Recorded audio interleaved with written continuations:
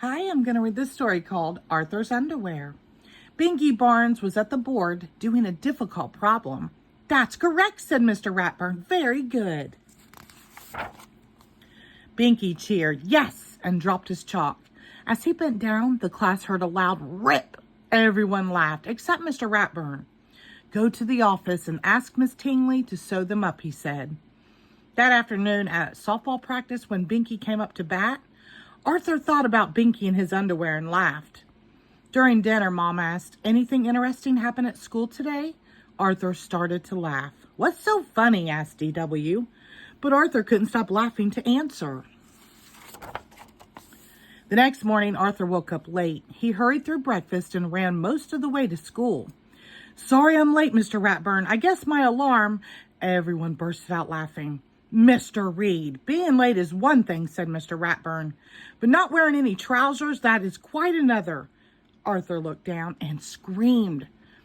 Arthur's scream woke him up. Wow, he thought, what a horrible dream.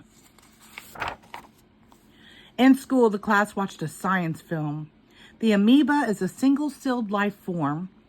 Arthur's eyelids began to droop. Suddenly, an amoeba that looked a lot like Arthur appeared on the screen. Its pants fell down, showing its underwear.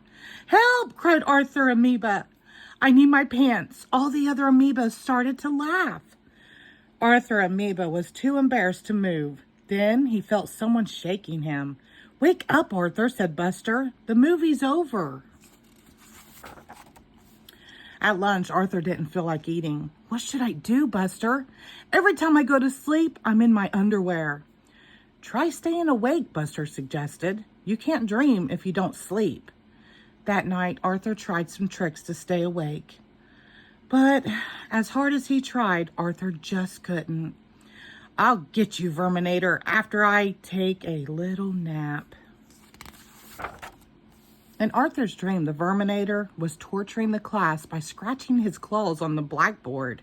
Hearing cries for help, Bionic Arthur rushed to the rescue. But as he entered the classroom to take on the Verminator, everyone started laughing. My pants, Arthur gasped as he woke up with a start. Rise and shine, Mr. Fancy Pants, said D.W. They're right here. Mom says you better shake a leg or you'll be late for school. Arthur asked Buster for some emergency advice on the way to school. It even happens when I'm a superhero, he exclaimed. I can't stay awake forever. I'm doomed. Maybe you should sleep in your pants, said Buster. That way you won't have to worry about putting them on. That night, D.W. came into Arthur's room. Why are you wearing your pants to bed, she asked. Because, that way I can be ready for school faster, he said quickly. I'm going to ask Mom if I can sleep in my clothes too, D.W. said. And maybe my coat and boots. Mom! Arthur sighed and changed into his pajamas pants. The next day, Arthur was more worried than ever. What if people find out about my underwear problem? He asked Buster. They'll call me names and then I'll have to change schools. Don't worry, said Buster. Your secret is safe with me. At lunch the following day, Arthur sat with Francine and Muffy. They looked at him and started to giggle. What's so funny? Arthur asked. Do you have your pants on? Asked Francine. Better make sure. Arthur checked. He was wearing pants. He moved to another table. I heard about your nightmares, said the brain. So I got out of a couple of books on dreams. Apparently you have a pathological fear of embarrassment. Arthur got up to find Buster. Buster, cried Arthur. You told everyone about my underwear dreams. Not everyone, replied Buster. Only a few kids. Buster, how could you? Well, I couldn't help you. I needed some advice. This is so embarrassing, said Arthur. When Arthur turned to run out of the cafeteria, his pants pocket got caught. Rip.